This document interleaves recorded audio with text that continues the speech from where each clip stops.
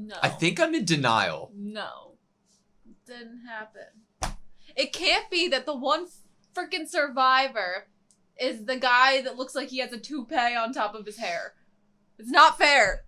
It's not fair. Life is fucking cruel world. Yeah.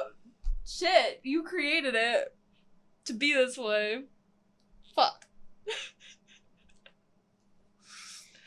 God. I want to scream. I'm in between, like, crying and being, like, in this delusional everything's gonna be okay. And I mean, like, Hanji's there.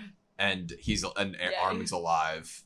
I'm holding on to the fact that, like, because of the severe burn, his body went into, like, shock coma, and so he's still technically alive in there, and so Levi can inject him, and then he can eat Berthold, you know, or Reiner, you know? Like, I'm, like, holding on to that. Like, I can't pronounce Armin dead at the moment. Because of the fact that Levi said, one of his last lines was, I need to find someone that's still alive that I can use that on. I know he wants to use it on Erwin, but I'm, like, holding out some hope. I know. I feel you. I understand. But I know, you're telling me to look at Armin. You're telling me to look at him. And you're trying to tell me that he's, like, definitely dead. I know. He looks so terrifying. He looks like a mummy. It's so scary. And I know. I get you. You're trying to tell me he's dead. I guess I'm in denial. I am like, too. I'm trying to be better than us right now because I'm feeling and thinking the same exact things that you are saying to me, and Is it crazy to think that? Is it crazy, off the wall, autosave off the rails, whatever you want to call it, to think that Armin could possibly still be alive within that crisp husk that he is his body at the moment? And that Levi is on his way with the syringe. Is it totally crazy to think they would do that in the show? Since it was the front of him looking at the Colossal Titan, the back of him has more of a chance to be survived, where he's going to be stabbed with a syringe and then eat Berthold because he's right there, and he's going to be fine, and we're just going to laugh about this tomorrow. It feels like it would conveniently make me happy. Yes, that is... I don't think it's crazy to think that. It's pretty crazy. Like, yes, it's hopeful, and yes, it's what I want, but I don't think it's totally uncalled for me to think it's a possibility. Just saying. All I'm saying is that the first episode of this season, we saw Eren seemingly on a beach. By himself! I know, I was thinking that the entire time, like, after Armin was like, if this goes well, I won't be able to see the sea. And in my head, all I can think of was, like, is that why Eren was alone in that shot that we see where we can hear the frickin' seagulls? Is that why? Seeing his blood and body being, like... I'm sorry. Everyone's dead. I mean, like, they, like, kill everyone except for, like, Toupee on his hair guy and Hanji. They bring Hanji back. And I'm like, without half of her. Is Hanji supposed to make up for losing Armin, Erwin, and Marlowe? And, like, you know, like, am I supposed to feel like you've completely patched everything up with a Band-Aid and made it all better again? Because, like, I love Hanji, but I don't think Hanji equals that many others. You know? You get me? I don't think this show is something that's trying to even out... give me a Band-Aid? To give you anything other than pain. No, it's not trying to make me feel any better. This episode felt like it was like an hour long to me. I don't know where to start other than me ranting about Armin can't be dead. Like, there's no shot, right? Even though I see his charred corpse. I mean, we're talking from our feelings. We're talking from our attachment that we've gained for these characters. But narratively, you have the flashback of Armin and Eren first meeting, his remembering and restating his desire to want to see that outside world, And Which then giving that... we've been given that a few times this season. And then him entrusting that to Eren. And then coming up with the best possible plan that literally...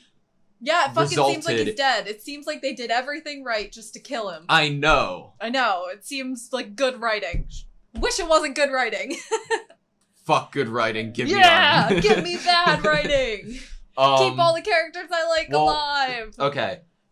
Let's start from the beginning. Yeah? Just to try to, like, have some... actual discussion? Yes. Cool. I feel very energetic at the moment. We had, Orangutan raging and being all I upset. liked, so Orangutan said some interesting things. You're not like your father. Oh, well, yeah, you're not like your father. Point 1 for interesting. 2, it seems like he painted this picture of, like, yes, I feel, like, he brought an awareness to the fact that these people have been put into this situation. Their memories erased. It is not their freaking fault. It was a king who decided to do this, and you're still just gonna kill them all for your goal, even though technically they did nothing wrong, and they're all pitiable and innocent and pawns and chunks of meat to you. And it's so infuriating that you're blaming them for repeating. It's like he's blaming them for never learning from the mistakes of history when they don't even know the mistakes of history. I don't think he's blaming them for it.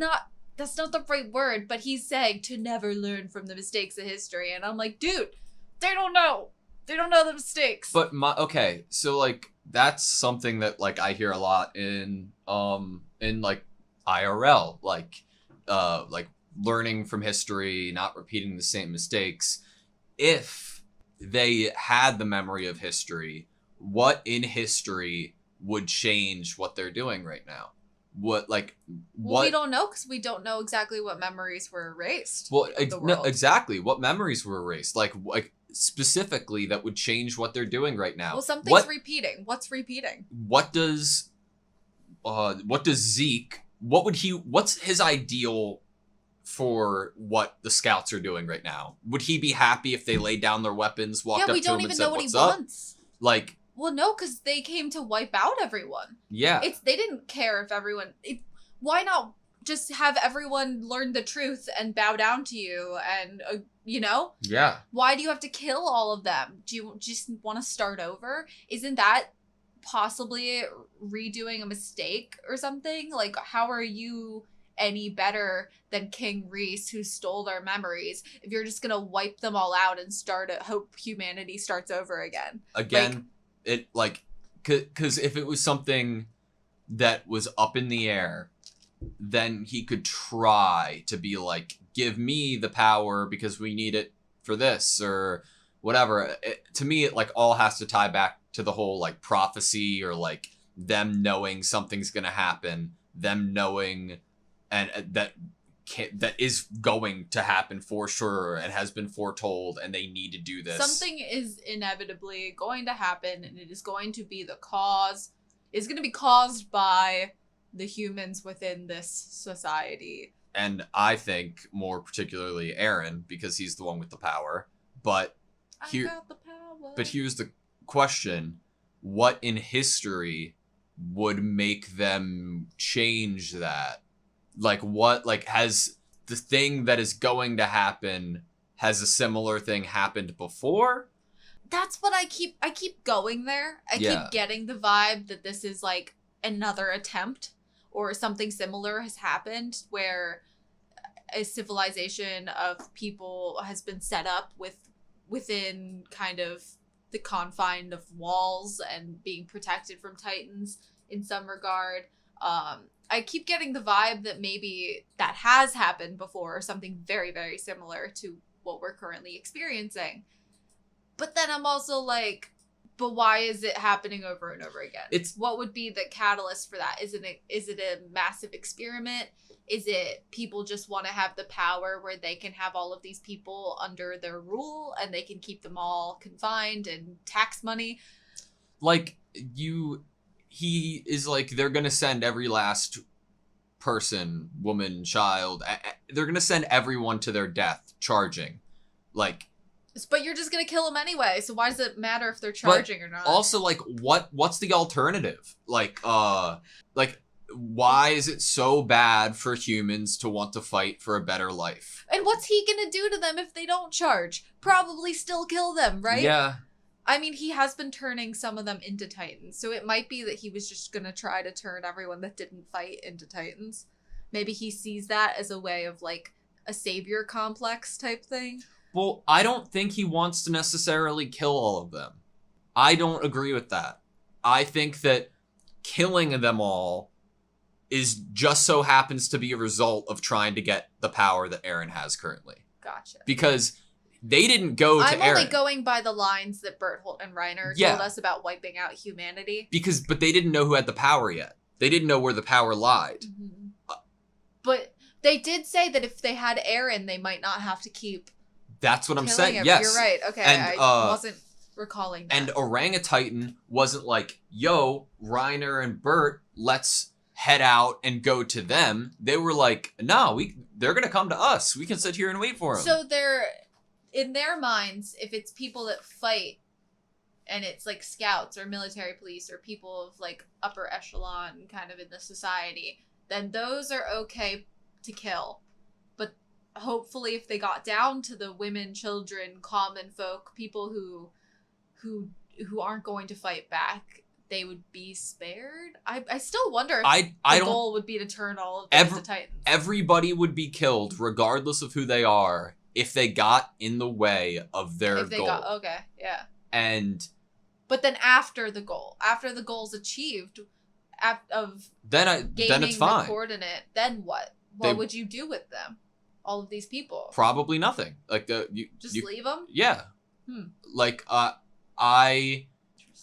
don't know why there is no question to the definitiveness of what's going to come or the like there is no like, let me explain to you what's going to happen or what happened in the past so that you can understand, so that you might be able to like help me out or give me the power or like it's purely just not given to us for the excitement of the audience not knowing. No. In the sense of to the characters within the walls. Why can't the orangutan even consider that there might be a way to go forward explaining this knowledge to you?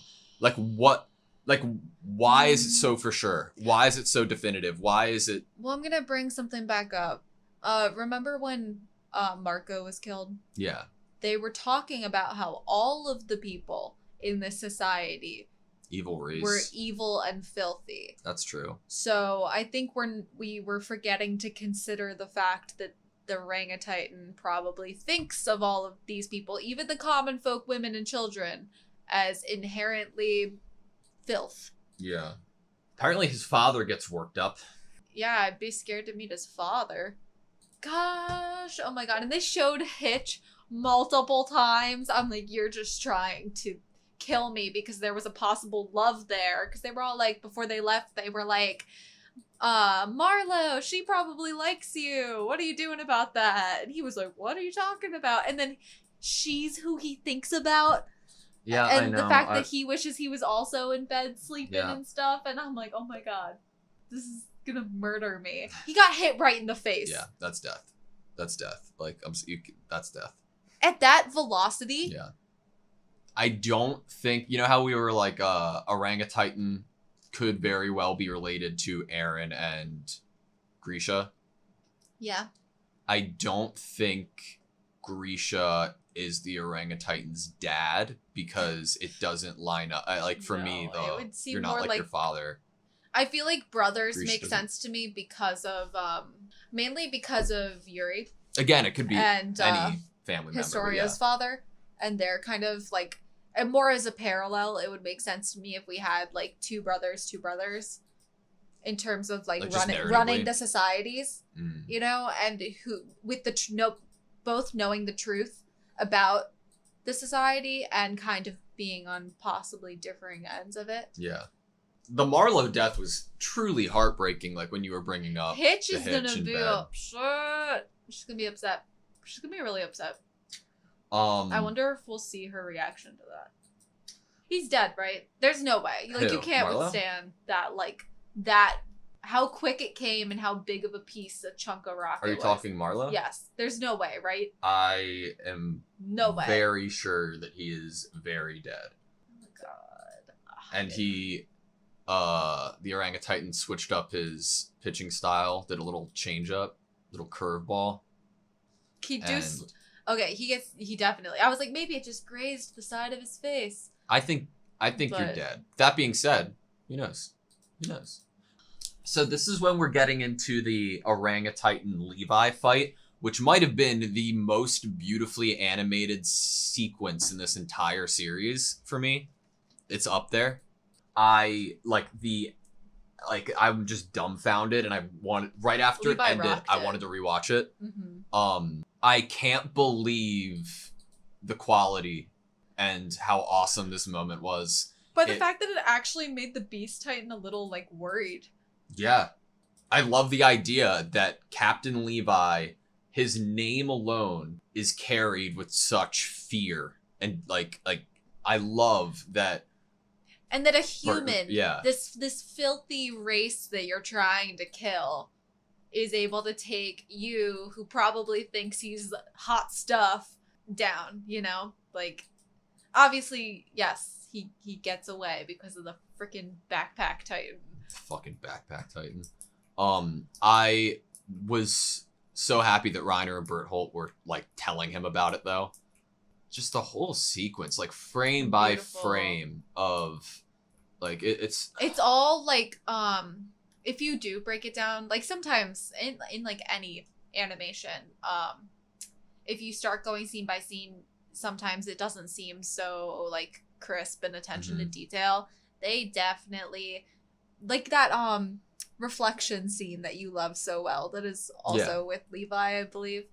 It's like they've definitely put attention into every single shot and detail of this specific fight. There's storytelling in their animation alone, and the fact that it's like, you, like, in this sequence when Levi's going for the nape of the Beast Titan, he is using his ODM gear to propel him forward. It zooms in on his eye, and once we zoom in completely on the eye, we change to a POV. That's just, like, it's just another example of and then the spiral is there to create where we know that's his trajectory, right into where he's going to land on the Beast Titan. Like, it's one of the best things and the hardest things to accomplish in forms of, like, animation in like a big scale or environment is to make you feel the scale and the atmosphere. But when, like, this is a very what would you say? This is a very big thing to go for.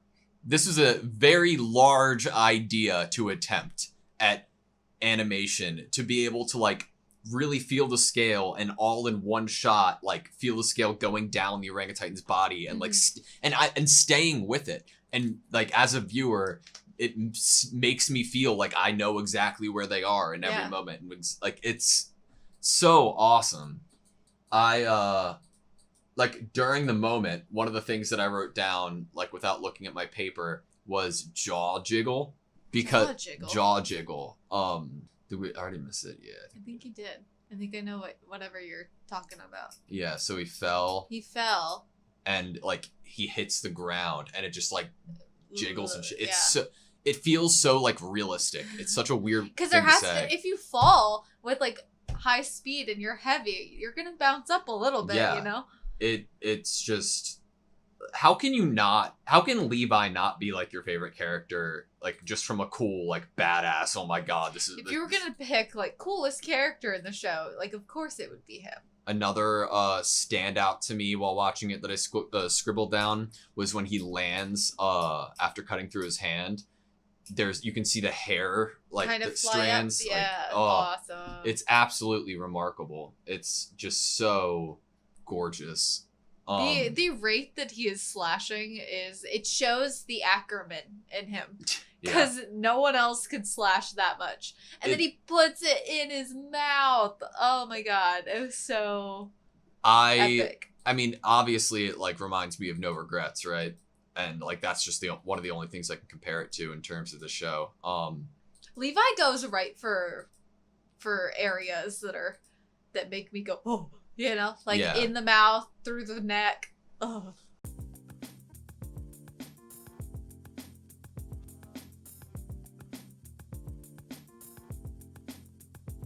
I don't know where to start other than me ranting about Armin can't be dead. I don't know where to start other than me ranting about Armin can't be dead.